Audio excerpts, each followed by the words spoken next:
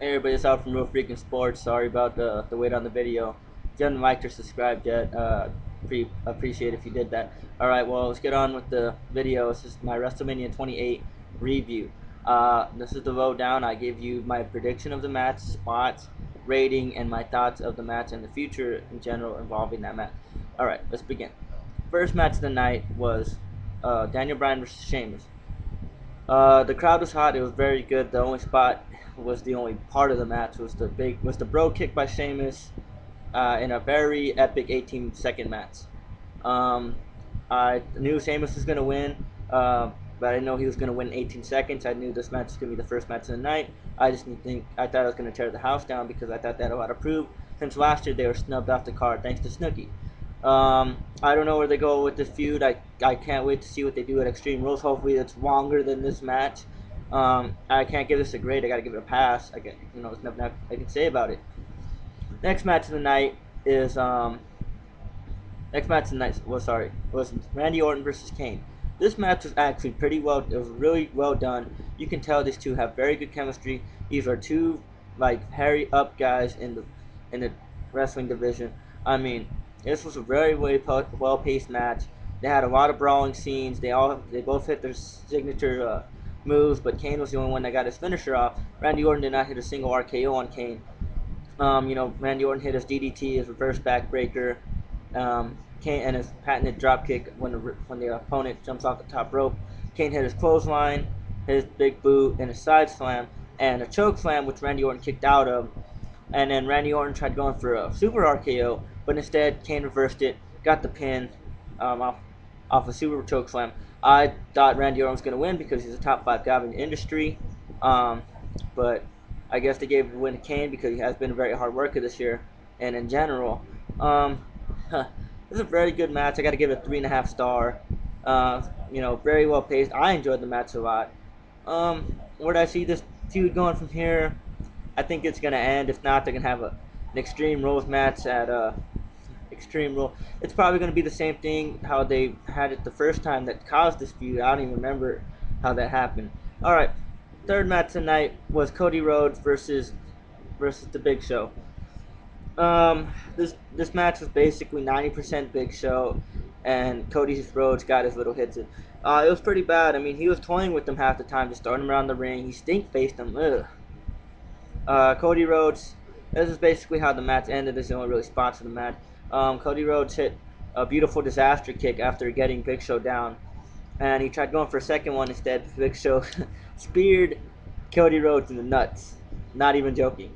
And then hit the WMD, Weapon Mass Destruction, 1, 2, 3, and Big Show finally gets over the hump. I knew Big Show was going to win because they wouldn't have this much build on a character because, he's been a failure at WrestleMania, knowing how dominant of a force he has been in the WWE for the last years. Of course he was going to win. What this really does is just, it gets Cody Rhodes at that mid-card division, and it's going to start him moving up in the ranks of WWE because this guy can work a promo, he can work a match. He is probably the future of WWE. I'm proud to say that. I saw his first live victory in Tucson, Arizona. But yeah, Big Show was crying. I was like, oh, come on, dude. But I found out later on that makes him a Grand Slam champion, which is a big honor, especially for a hard worker like Big Show, who definitely deserves it. Congratulations. Next match tonight was the Divas match. Oh, sorry about that. Ranking 2.5 stars. Next match tonight was the Celebrity Divas match. Beth Phoenix and Eve versus Kelly and Maria Menounos. I predicted Maria Menounos was going to win because you just don't bring a celebrity on for WrestleMania to lose. She did alright. She took a lot of bumps that I didn't expect her to take. The only really spots I remember is that Maria Menounos took forever to get on the top rope because she was intimidated too, and Beth Phoenix grabbed her, and I'll continue with that because that's the end of the match. Kelly hit a nice Dragon Kirana. It was decent work. It was a normal Divas match. Marina Menounos gets the pin after a roll up on Beth Phoenix. I didn't think they should have Beth Phoenix be the one taking the pin instead of Eve because Beth Phoenix is possibly the best women's wrestler now today.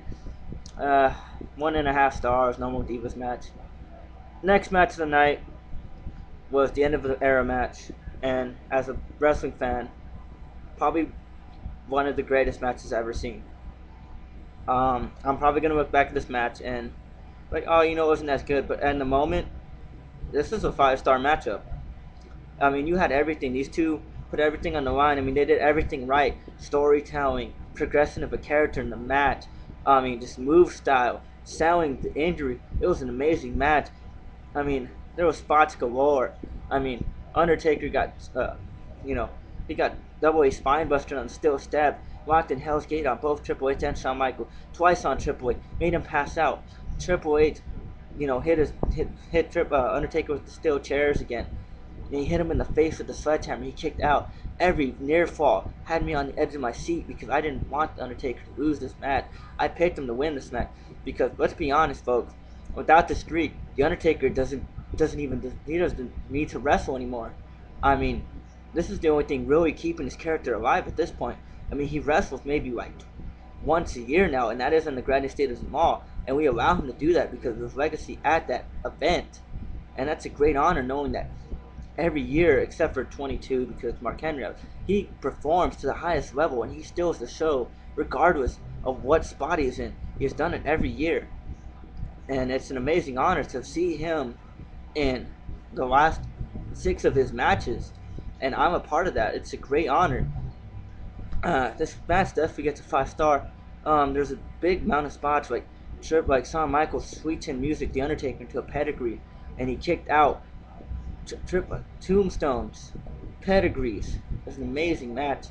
I mean, Undertaker had his spot where he was hitting Triple H with the chair like Triple H did to him last year, and then he hit a then he hit him with the sledgehammer. Oh no! Triple H in the corner gave his final DX chop possibly he will ever see. Told the Undertaker, to, quotations, not this broadcast, to fuck off. Then he hit him with the sledgehammer. Tombstone. Match is over. Both men had to be carried out. It was a great way to end that match. Unbelievable match. 5 stars. There was nothing else to say. It was the end of an era. Next match tonight was the Team Johnny, Team Teddy, Matt Long match. I don't like to say cuss words a lot because that is not required of a broadcast journalist, but there's only one word to describe this match. Clusterfuck. This match didn't deserve that much time. This match is horrible. I'm just gonna even tell you the end of it. I mean, Zack Ryder was trying to go for a broski boot. Then Eve Torres came in, and the referee tried kicking out Eve, but Zack Ryder got distracted. Miz has the skull crushing finale. That was the best part of the match because I'm a Miz fan. Miz wins the match. What I really think the only thing that's going to come out of this is the Miz is probably going to get back to the main event scene because now he's got a blackmail thing to Johnny Ace if he wants to. I mean, hey, I won you the match. You should hook me up with the world title shot, a WWE title shot. That's the only thing I can really see. Besides this match is pointless. All you're telling me is the brand split is pointless. We don't need a draft. We don't even need brands anymore. We just need WWE. So A, WWE show, B. That's all you're telling me now. I mean, Teddy Long's an alright guy, but it's better to have a heel general manager. That's why I knew John Laurinaitis was going to win this match. 1.5 stars. Horrible match. Should have never been that long. Next match of the night was the best in the world for the WWE Championship between Chris Jericho and CM Punk. There was an added stipulation before the match that if CM Punk got disqualified, he would lose his WWE Championship to Chris Jericho. Chris Jericho, he tried using that stipulation to his advantage, talking about, he's like, how's your mother? I mean, how's your dad? How's your sister? And CM Punk grabbed the chair, and he looked like he was going to hit him on top of the head, and Jericho was egging him on to do it, but CM Punk refused to, and then they started getting to this technical melee, which was amazing for that 15-20 minute match. There's a lot of spots like Jericho suplex Punked off the apron. Jericho hit 2 code breakers, one of them off a flying clothesline. Jericho looked like the champion. Jericho looked so strong. I mean, CM Punk, GTS's, and CM Punk went for the Hurricane Run off the top rope. Chris Jericho reversed it to a Walls of Jericho. An amazing match. At the end of the match, after that Hurricane Rana reversal, CM Punk reversed it to an Anaconda Vice. Then Jericho fought out to a pinfall, then rolled back into an Anaconda Vice, and Jericho tapped out. Great match, 4-star match. I knew CM Punk was going to win, but I thought he was going to win by pinfall. But the thing is, because now where do you go from this point? where do you go? Because now, you know, instead of having a submissive man in Extreme Rules, what are you gonna do? Because the whole thing was, I thought Chris Jericho was gonna be like, oh, I can take your manhood, you didn't do nothing, and now you can't do that storyline. The final match of the night was The Rock versus John Cena. I had John Cena. I wanted John Cena to win, so I picked him. But I knew in the back of my mind, Rock's not gonna come back just to lose. Nat Sella ain't gonna come back just to lose. When that bell rang, it was a spectacle that every person, young, old, needed to feel. It was a great moment as a WWE fan. And then we had a basic match. It's very irritating to know that we had a basic match that built up a whole year. We took time away from superstars that deserved it, like Daniel Bryan and Shane, and we built it up, and we had this big event for a basic match that all the spots I can tell you is spots you expect: attitude adjustments, two rock bottoms, and a people's elbow and an STF. There really wasn't that much interesting in this match besides the spectacle of these two legends and icons in the sport were in the ring. Besides that, this match is a 2.5, but I have to give it 3 stars just because of the grandeur of these two wrestlers being in the same ring at the same time. The Rock picks up the win after John Cena tries hitting the people's elbow on him and a rock bottom. I felt disgusted at that point, knowing that Vince McMahon allowed The Rock to just walk back in and just roll over, make his face of the company, the hardest worker in the company, roll over to some sellout that's here to promote a movie, but he's not here to promote a movie, he says. That's disgusting to me. This WrestleMania had four good matches. One really good one legendary one disappointment. I gotta give this WrestleMania 5 out of 10. There wasn't really enough spectacular for it. If anything, just go watch the opening of Rock Cena, and then go watch Triple H, Undertaker, the whole match, CM Punk, and Chris Jericho, Orton, Kane. Besides that, this pay-per-view was pointless. It wasn't a WrestleMania at all. I'm a big fan of WrestleMania, but this is disgusting to me. I'm sorry. I'm gonna give it 5 out of 10. But what I see in the future, I think John Cena needs to turn heel now. He lost everything, and this company allowed him to lose everything. Honestly, because John Cena's gonna be here for the next 10 years. Rock's gonna be here for another year until WrestleMania 29. But anyway, I hope you enjoyed the video.